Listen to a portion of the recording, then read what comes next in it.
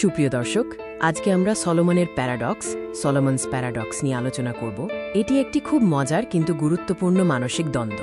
সলোমনের প্যারাডক্স হল সেই মানসিক ঘটনা যেখানে আমরা অন্যের সমস্যা সমাধানে খুব বুদ্ধিমান এবং যুক্তিসঙ্গত হই, কিন্তু নিজেদের সমস্যা সমাধানে ব্যর্থ বা দুর্বল হয়ে পড়ি। এই ধারণাটি প্রাচীন ইসরায়েলের রাজা সলোমনের নাম থেকে এসেছে, যিনি তার প্রজ্ঞা ও বুদ্ধি দিয়ে অন্যদের কঠিন সমস্যার সমাধান করতেন, কিন্তু নিজের ব্যক্তিগত জীবনে বেশ কিছু ভুল সিদ্ধান্ত নিয়েছিলেন। কেন এমন হয়? এর প্রধান কারণ হল, যখন আমরা নিজেদের সমস্যা নিয়ে ভাবি তখন আবেগ আমাদের যুক্তিকে প্রভাবিত করে, কিন্তু অন্যের ক্ষেত্রে আমরা আবেগ থেকে দূরে থাকতে পারি। চলুন বাংলাদেশের প্রেক্ষাপটে একটি উদাহরণ দেখি। ধরুন, আপনার বন্ধুকে আপনি চাকরির কঠিন সময়ে সঠিক সিদ্ধান্ত নিতে সাহায্য করলেন, কিন্তু নিজের ক্যারিয়ারের গুরুত্বপূর্ণ মোড়ে আপনি দ্বিধায় ভুগছেন। পারিবারিক সমস্যা বা বড় কোনো সিদ্ধান্ত গ্রহণেও এই প্যারাডক্স দেখা যায়। আমরা জানি কি করা উচিত, কিন্তু আবেগপ্রবণতার কারণে সঠিক পদক্ষেপ নিতে পারি না।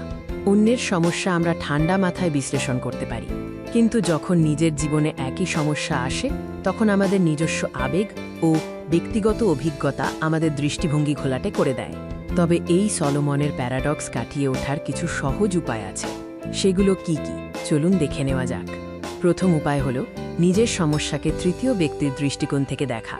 নিজেকে প্রশ্ন করুন, যদি এটি আপনার বন্ধুর সমস্যা হতো তবে আপনি কি পরামর্শ দিতেন? মানসিক দূরত্ব তৈরি করার আরেকটি কৌশল হল আপনি এর পরিবর্তে সে শব্দটি ব্যবহার করে নিজের সমস্যাটি বর্ণনা করা। এটি আপনার আবেগকে কিছুটা নিয়ন্ত্রণে আনতে সাহায্য করবে। সলোমনের প্যারাডক্স আমাদের মনে করিয়ে দেয় যে মানব মন জটিল এবং আমাদের বিচার প্রায়শই আবেগের দাস, কিন্তু সচেতনতা এবং সঠিক কৌশল আমাদের সাহায্য করতে পারে।